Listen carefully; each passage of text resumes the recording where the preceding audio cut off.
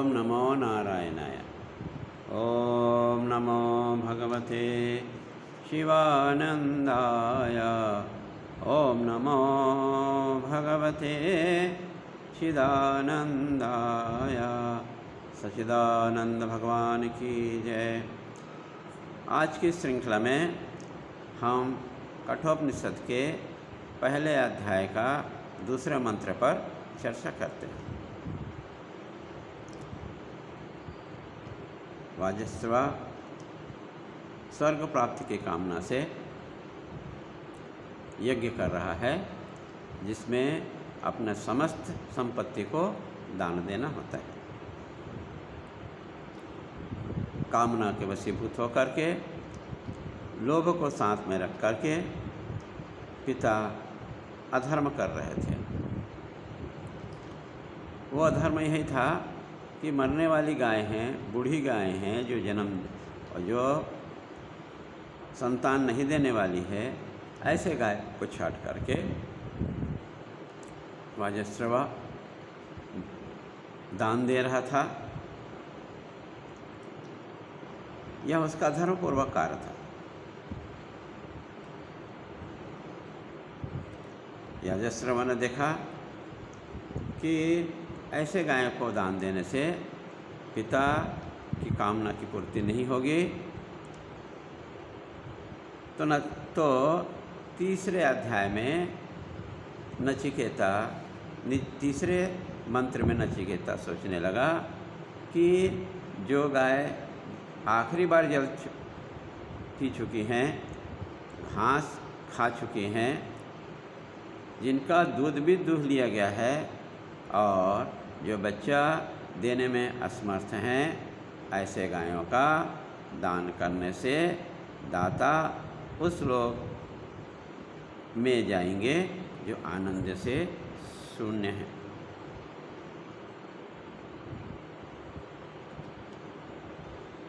चौथा मंत्र में नचिकेता ऐसा सोच करके पिता के पास जाकर पिता को अनिष्ट से बचाने के लिए अपने पिता से कहा, पूज्य पिताजी, मैं आपकी संपत्ति हूँ, आप मुझे किसे दान देंगे? नचिकेता एक बार कहा, 2 बार कहा। तीसरे बार पूछने पर नचिकेता के पिता को क्रोध आ गया और क्रोध के आवेश में आकर उसने अपने पुत्र नचिकेता को कहा कि मैं तुझे सूर्यपुत्र यमराज को देता हूँ। यहाँ पर एक बात हमें सोचना चाहिए कि शिष्य 3 प्रकार के होते हैं। पहला शिष्य श्रेष्ठ या उत्तम शिष्य वो होता है जो गुरु के भाव को समझ करके आज्ञा का पालन कर दे। जैसे पेट्रोल, दूर से आग का तीली फेंकने से ही पेट्रोल जल जाता है। इसी प्रकार के शिष्य को गुरु के भाव को समझकर कार्य करने से उसे श्रेष्ठ या उत्तम शिष्य कहते हैं। मध्यम शिष्य है गुरु का आदेश सुनकर पालन कर दे। जैसे सूखी लकड़ी जलाने से तुरंत वो थोड़ा देर के पश्चात जल जाती है। पर तीसरा प्रकार का शिष्य को अधम शिष्य कहते हैं। अधम शिष्य किसे कहते हैं? जो गुरु के आदेश को सुनकर भी पालन ना करे।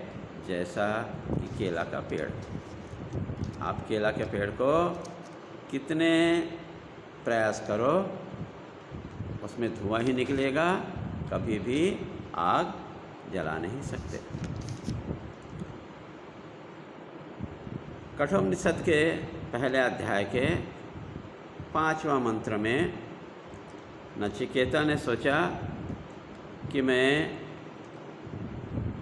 अधम वृत्ति से नहीं चलता, मध्यवृत्ति से भी नहीं चलता, लेकिन उत्तम शिष्य वृत्ति से चलता हूँ। अतः यम का ऐसा कौन सा कार्य है जिसको मेरे पिता ने मुझसे कराना चाहते हैं, क्योंकि मुझे यमराज के पास में सौंपकर मेरे माध्यम से वो क्या प्राप्त करना चाहते हैं, या बिना किसी प्रयोजन के क्रोधवश पिता ने मुझसे कहा। अतः मुझे ऐसा कार्य जरूर करना चाहिए जिससे पिता का वचन झूठा साबित ना हो। कठोपनिषद का पहले अध्याय का 6वां मंत्र कहता है कि संकल्प वही करो जो पूरा हो सके, ऐसा संकल्प ना करो जो पूरा ना हो सके। हमारे पूर्वजों ने अपने वचन को कभी भी झूठा नहीं किया, वैसे आप सभी को भी करना चाहिए। अतः आप सभी को श्रेष्ठ पुरुषों का आचरण अपनाना चाहिए।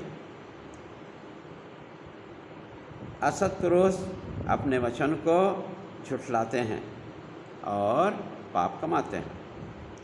मनुष्य मर जाते हैं तो मोहवश अपने वचन को क्यों झुठलाते हैं। आप यज्ञ में बैठे हैं, अपना वचन झूठा न हो, अतः आप इस शरीर का मोह ना करें और मुझे यमराज के पास जाने के लिए अनुमति प्रदान करें। आज का श्रृंखला में बस इतना ही। अगला श्रृंखला में हम 7वां मंत्र के बारे में चर्चा करेंगे। ओम नमो नारायणाय। हरि ओम तत्सत। ब्रह्मार्पणमस्तु।